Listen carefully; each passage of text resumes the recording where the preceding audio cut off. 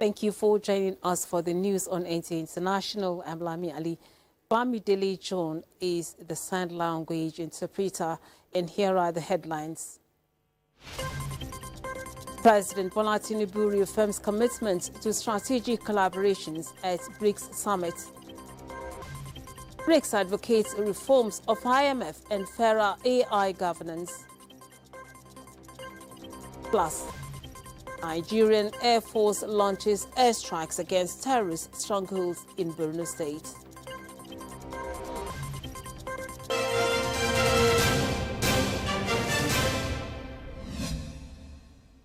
Nigeria is reaffirming its commitment to strategic collaborations that translate to sustainable and inclusive development for all as the country calls on the BRICS to lead a new path of justice in the world. President Bola Tinubu made the commitment while addressing the 2025 BRICS Summit of Heads of State and Government in Rio de Janeiro. State House correspondent Musbah Wahab reports. President Bola Tinubu is here representing Nigeria, recognized as a partner country to the BRICS. And the characteristic pleasantry again between the two friends as President Luis Lula da Silva received his invited guests. President of the largest black nation in the world featured in the circle as the bloc focused on how to strengthen Global South cooperation for more inclusive and sustainable governance. Such issue bothers President Tinubu from Africa's perspective. The Nigerian leader cited the climate change adaptation programs, for example, and acknowledged how Africa suffers the most despite contributing the least to the global emission. And so, with some global resolutions skewed against Africa, President Tinubu is hoping that the BRICS can rewrite the story in fairness. Nigeria therefore called on BRICS to lead a new path of justice anchored on fairness, sustainable technology, transfer and accessible financing, such that emerging economies can fully benefit from the various initiatives in this field. He highlighted Nigeria's effort to accelerate renewable energy adoption, mainstream climate action, promote nature-based solutions, and strengthen urban resilience, among other decisions to ensure inclusivity in growth and prosperity. We believe the BRICS must not only be a bloc of emerging economies, it must be a beacon of emerging solutions and resolutions rooted in solidarity, self-reliance, sustainability, and shared growth, prosperity of a common future. Expressing the country's strong belief in the South-South cooperation, President Tinubu indicated Nigeria's readiness as the giant of Africa to take its place in global decision-making. Nigeria strongly believes in South-South cooperation. We can therefore not be passive participants in global decision-making. We must be architects of a future that addresses the specific needs and concerns of youth, which represent 70% of our population in Nigeria. Therefore, we believe Nigeria remains guided by our long-term vision 2050 and nationally determined contribution. President Tinubu affirmed to the bloc his administration's resolve to transform challenges into opportunities through purposeful programs and policies. In Rio de Janeiro, Musbah Wahab, NTA News. Now, Brazilian President Lula da Silva addressed the second plenary session of the 17th BRICS Summit in Rio de Janeiro on Monday, focused on strengthening multilateralism, economic and financial affairs, and artificial intelligence. Details with Justin Bemui. Alongside leaders and authorities from the bloc's countries, Brazilian President Luiz Inácio Lula da Silva called for an inclusive reform of the IMF and highlighted the bloc's efforts to develop faster, cheaper, and more secure cross-border payment systems. Lula said this development will boost flow of trade and services to the countries. He also stressed the importance of fair governance for artificial intelligence. In his words, by adopting the Declaration on Artificial Intelligence Governance, BRICS is sending a clear message that new technologies must operate within a fair, inclusive, and equitable governance framework.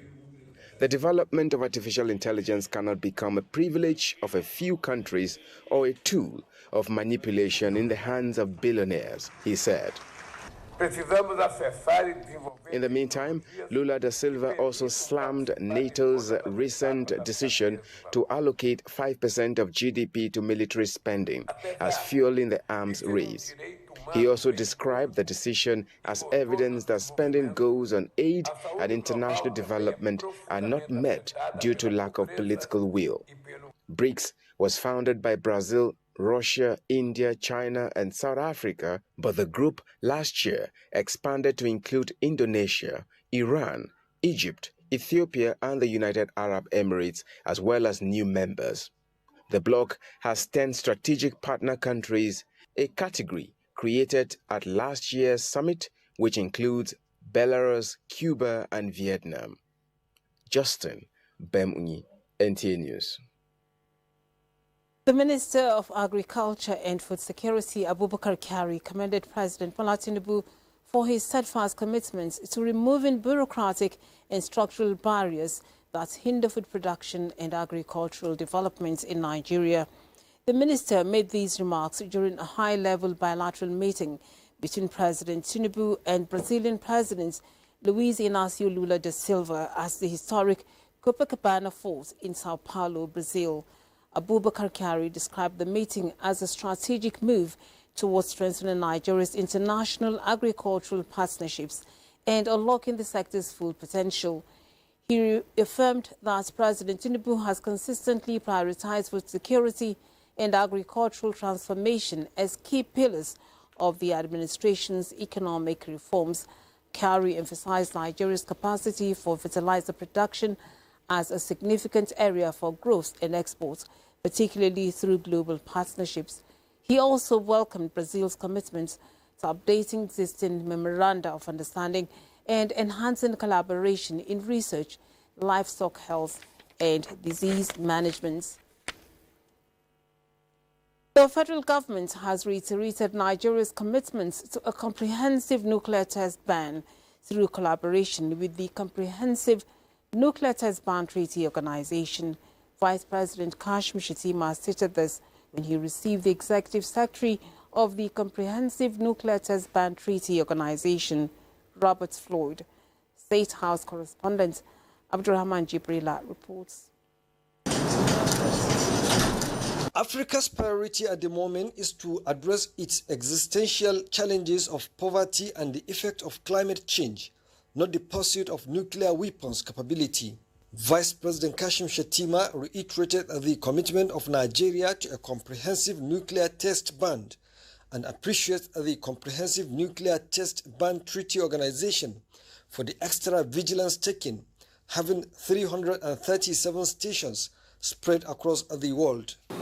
We are fighting a war against the incestuous relationship between economy and ecology in sub-Saharan Africa.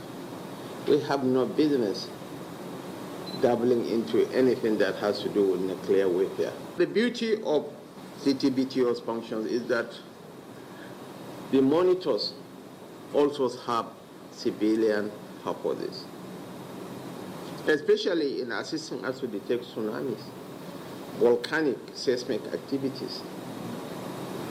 So your functions are contributing to the global stability of our ecology.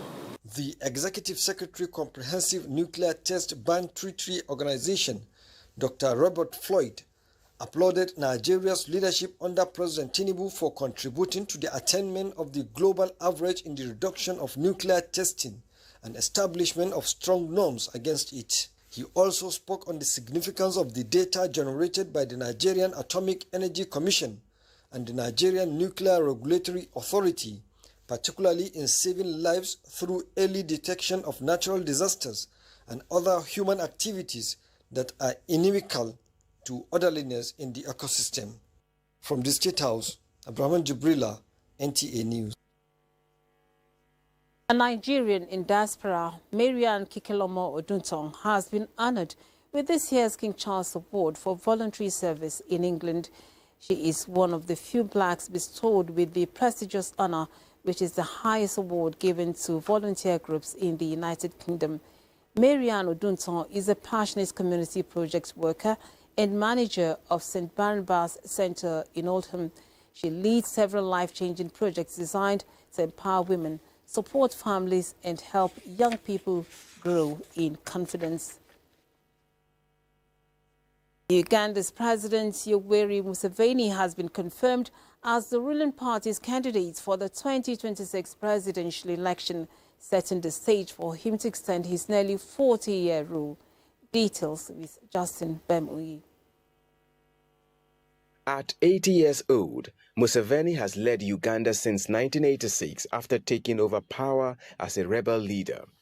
In his acceptance speech, he said he would continue working to turn Uganda into a high upper-middle-income country if re-elected. The announcement was made during a conference of his party, the National Resistance Movement, NRM.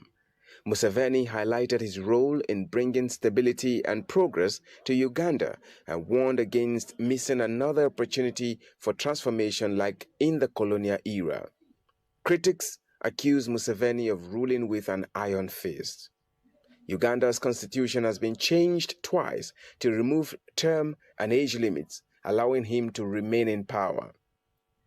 His main challenger is expected to be pop star turned politician Bobi Wine, whose real name is Robert Kyagulanyi. He ran against Museveni in 2021 but lost, claiming the vote was rigged.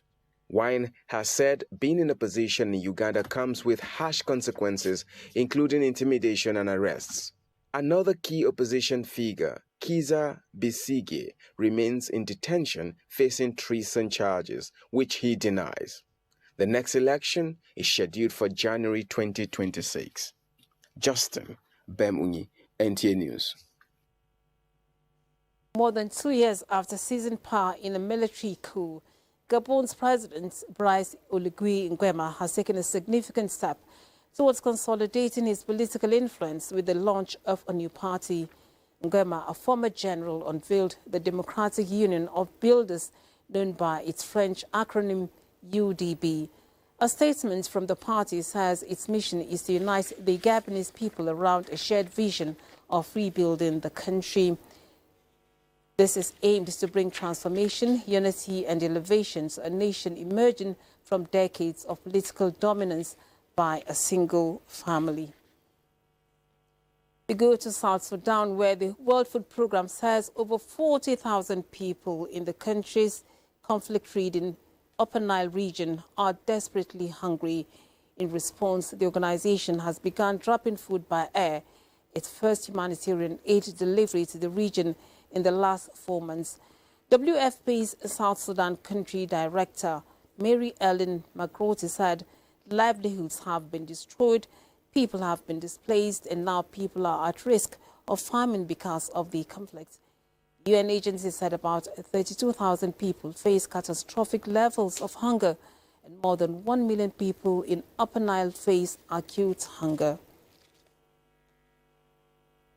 Donald Trump's former ally, Elon Musk, is carrying out his threats to form a new political party after his split with the U.S. president over a new spending bill.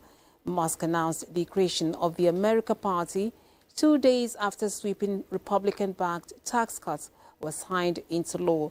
Musk called the bill insane and accused Republicans of bankrupting the country with waste and graft. Trump dismissed the news as ridiculous and said a third party will just add to the confusion. Watching the news on NTA International. Time now to take a break. Do stay. Thank you for staying.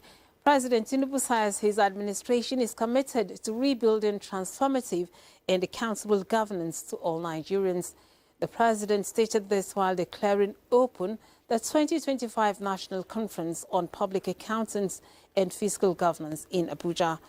Represented by the Minister of State for Finance and Creative Economy, President Tinubu said Nigeria is making some remarkable progress towards fiscal governance reforms, particularly with the notable reforms under the current administration, which will serve as a veritable platform to mainstream the renewed hope agenda into global fiscal governance transparency structures that will firmly re-establish Nigeria's leadership both regionally and at the continental level. The conference represents a bold, deliberate and strategic initiative by the Public Accountants Committee and the House of Representatives at large to reposition Nigeria's fiscal governance and public accounts management systems. Now, the Nigerian Air Force under Operation Hadinkai launched precision airstrikes on 6 July 2025 against key terrorist strongholds nestled in the Mandara Mountains, located in Borno State. A statement by the Director of Public Relations and Information, Air Commodore Ehimem Ejodame, indicates that the high-profile targets, Wajahode and Lokberi, have long served as fortified enclaves for the Jama'atu Ahli Sunnah Lida'awati wa Jihad faction of Boko Haram. The locations, known for their rugged, mountain-covered terrain along Nigeria's border with Cameroon, had recently witnessed increased terrorist activity, including reports of a logistics buildup and the presence of senior JAS commanders. In response, NAV strike aircraft executed a series of well-coordinated air interdictions targeting and destroying high-value terrorist infrastructure, including logistics warehouses, command centers, and defensive shelters, as well as several terrorists neutralized during the operation. The 16th Brigade of the Nigerian Army has carried out a medical education outreach to a Gema and Galabiri community in a Kremor local government area of Bayelsa State to address the medical challenges of the people. Correspondent Doris Akumui reports that this is part of activities marking the 2025 Nigerian Army Day celebration. Considering the medical needs of rural dwellers and challenges of accessing quality health care, the Nigerian Army factored in its activities, medical education and outreach to reach out to host communities to cushion the impact inadequate health care needs to give the people a sense of belonging. Leader of the team and Commanding Officer 5 Battalion, Nigerian Army Lieutenant Colonel Isaac Fashioner, reiterated the Nigerian Army commitment to the health and well-being of host communities. He highlighted the dangers of drug abuse and the need for youth and be change agents to the society. We have to do a kind of public speaking to them, to encourage them, and also to lecture them on drug and substance abuse, other form of criminality like vandalization of pipelines and rest, that they should know that all these things will not take them to anywhere. They just have to be of good attitude and good behavior. There were free medical testing and medications and distribution of mosquito-treated nets to reduce malaria. Some beneficiaries lauded the Army for the kind gesture. And I thank God for the Nigerian Army. And even the other time, let them remember this community. Participate on this free exercise and giving free drugs to our people, lecturing our youth, our children, and we really appreciate them. The program featured presentation of cash awards to outstanding students. From Egbema Galabri, Ikrimo local government area, Doris Akumoye, NTA News. In a major leap towards advancing the professional practice of public relations and leadership studies in Nigeria, the Nigerian Institute of Public Relations, NIPR, has signed a memorandum of understanding with the Nasarawa State government for the establishment and take-off of the University of Public Relations and Leadership in Gudi, Nasarawa State.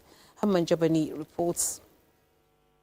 The University of Public Relations and Leadership in Nasarawa State, which is expected to commence academic activities next year, and with 120 countries under Global Alliance indicating interest in the project, Nigerian Institute of Public Relations is moving fast to see to the establishment of the first public relations and leadership university in the world. At a brief but symbolic ceremony, Nasarawa State Governor Abdullahi Sule reaffirmed his administration's support for the proposed institution. As part of the partnership, the state government committed to fencing the university premises and constructing initial structures ahead of its formal inauguration in November 2026. It's one organization that having the advantage that before even setting up the institution, over 120 countries have indicated interest.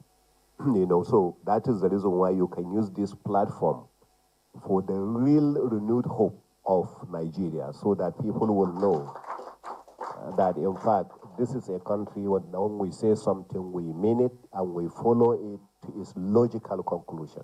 The governor presented certificate of occupancy for the university land to the NIPR leadership, symbolizing the government's full endorsement and commitment to the project. President and chairman of NIPR Governing Council, Dr. Ike Nieliaku, described the partnership as historic and visionary. He said the University of Public Relations and Leadership is a legacy project aimed at grooming future generation, nation builders, and ethical leaders. And they have chosen Nigeria as a place they want to site this great university that will service the needs of 126 countries who are already coming with their faculty, with their resources, human resources, to help us to make this university a baby that will start running from the point of birth. The proposed university is envisioned as a center of academic excellence, research and policy innovation, offering degree programs, executive education and short courses that will equip professionals in government, corporate and civil society space with the tools needed for effective leadership and public engagement. Haman Jabani, NTA News.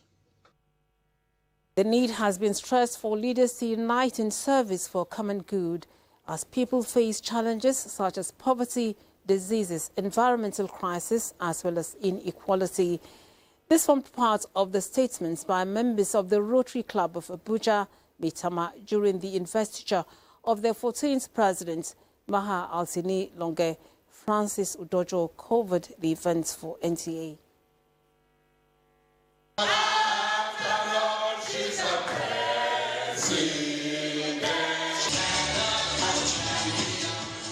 That was the investiture of Rotarian Maha Altine Longe as the 14th president of the Rotary Club of Maitama, Abuja, under the supervision of the outgoing president, Rosmond Favor Uche. The ceremony also witnessed the inauguration of the Board of Directors for 2025 and 2026 Rotary year, which has the theme, Unite for Good, as well as the induction of new members. A Thanksgiving procession ceremony by the newly inaugurated president and her team caught the admiration of attendees. Among goals outlined to be achieved within the one-year tenure of the new Rotary executive members include promoting Rotary's core values and ethics, expand humanitarian projects in healthcare, education, economic empowerment, and fostering strategic partnership for greater reach, among others. This year, I invite each of you to embrace this mission with renowned value.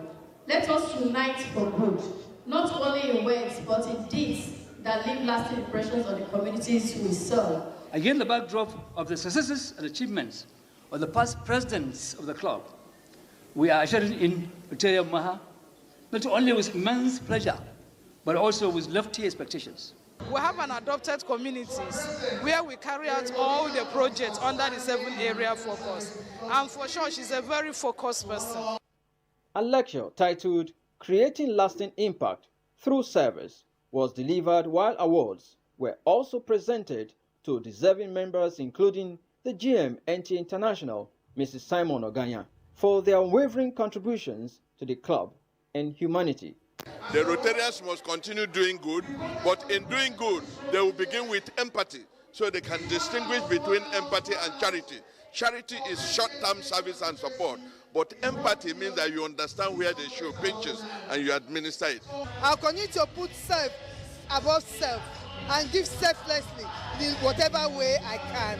Rotary Club has a mission with dedication to provide support for children and individuals in achieving self-sufficiency and a brighter future in Africa and beyond. Francis Udojo, NTA News. Oyo State Governor Seyi Makinde has confirmed the news on the passage of the 43rd Olubadan of Ibadan land, Oba Akinloye Wolabi Olakulehin I. The governor received the delegation who broke the news from the palace, which comprised former President General of the Central Council of Ibadan Indigenes and Ari Mayegun of Ibadan land, Bayo Oyero, younger brother of the deceased Olubadan Oshualali Wolabi Olakulehin, and the son of the deceased, Aremo Olasumbo Wolabi. The governor, who expressed sadness over the demise of the royal father, said the state will stand by the family as the period and also give the late Olubadan a befitting burial. Oba Akinloye Wolabi Olakulehin I, who was the 43rd Olubadan of Ibadan land, died at 90, few days to his one-year anniversary on the throne. Now, President Bola Tinubu received with deep shock the news of the passing of the Olubadan of Ibadan land, Oba Wolabi Olakulehin, who passed away at the age of 90. The President extends his heartfelt condolences to the royal family, the government and people of Oyo State, as well as the entire Ibadan land, on the loss of a revered traditional ruler, a statesman and a symbol of peace, wisdom and continuity.